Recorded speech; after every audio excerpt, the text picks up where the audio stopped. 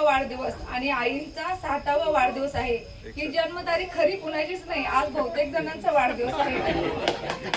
पण जेव्हा मी सासऱ्यांना बोलले, मामांना बोलले, सुरेश बाबूजींचं आमचं ठरलं की आपण गावाला बर्थडे करायचा तर मोठाच करू, रिटायरमेंटचा कार्यक्रम करायचा होता, तेव्हा मामा बोलले मला इथे नाही करायचा, माझ्या मायभूमीत जाऊन तिथे मला काहीतरी कार्यक्रम करायचे. बघता बघता 10 वर्ष निघून गेली.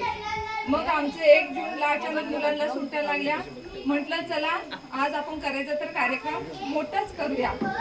पहिल्यांदा मामाची इच्छा बिलकुल नव्हती, पण हे सगळे तयारी नियोजन बघून मामा एवढे खुश झाले ना, आम्हाला पण उत्साह वाढला. मग सगळ्यांना कॉल केले, तयारी केली.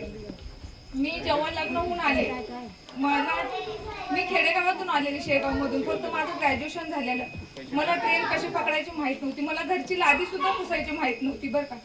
पण जेव्हा मी कोपरे राहिले लादी पुसायचे, तेव्हा सासरे बोलले आपलं मुलं आहे, आपण त्याला शिकवायचं. हे एका शब्दाने मला एवढा आधार भेटला ना, मी परत पाठीमागं कधीच वळून पाहिलं नाही. माझा एवढा कॉन्फिडन्स वाढला. परत मी ट्रेन पकडून ऑफिसला जायला लागली. परत मी माझं थोडंसं शिक्षण पूर्ण केलं, मुलांचं ऍडमिशन घ्यायला गेली. सगळ्या गोष्टी माझ्या सासू सासरे दोन्ही आई वडिलांनी शिकवल्या. आई वडीलच झाले हे माझे.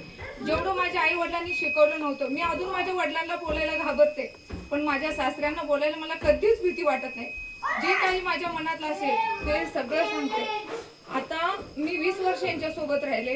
रोज 2 टाइम फोन असतो, मुलं शाळेत गेली का, नारायण गेलं का, आलं का, एवढी काळजी आणि एवढा सपोर्ट भेटतो ना, खूप मानसिक समाधान वाटतं. आम्ही जरी कधी नाही, मुलांना पण सवय झाली, आजोबांचा नाही फोन आला तर 10 वाजता झोपताना आम्ही फोन करतो, बाबा तुम्ही जेवले का, गोळ्या खाल्ल्या का.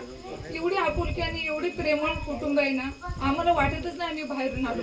हे सरळ तिन्ही सासू आहेत ना, मी त्यांना कधीच सासू मामी म्हणत नाही, सरळ काकू म्हणते. खूप आपुलकी आणि खूप माने फॅमिली छान आहे. म्हणजे आमचा एक मोठा परिवार आहे. कुठलाही कार्यक्रम असो, आम्हाला असं वाटत नाही की आपण ह्यांना नको सांगू. एखादी वस्तू घेतली, साधी साडी घेतली तर आम्ही सगळ्यांना दाखवतो. म्हणजे खूप छान आणि एकदम आनंदी फॅमिली आहे. त्याचप्रमाणे आमची मुलं सुद्धा, जसे आम्ही सगळे एकत्र राहतो तसे मुलं सुद्धा एकमेकाला भेटतात, बोलतात. असाच आमचा आनंदी माने परिवार आहे. नंदा मला ननंद नाही, पण या चुलत नंदांनी कधीच जाणवून दिलं नाही की बाबांनो आम्हाला ननंद नाही. सख्या नंदा जेवढा प्रेम करतात, तेवढ्याच ह्या 4 नंदा सुद्धा आमच्यावर प्रेम करतात.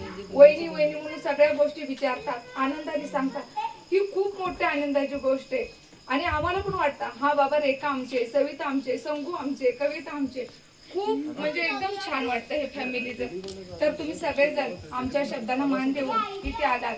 आता आपण बर्थडे सेलिब्रेशन करू आणि सगळ्यांनी जेवण करून घ्या.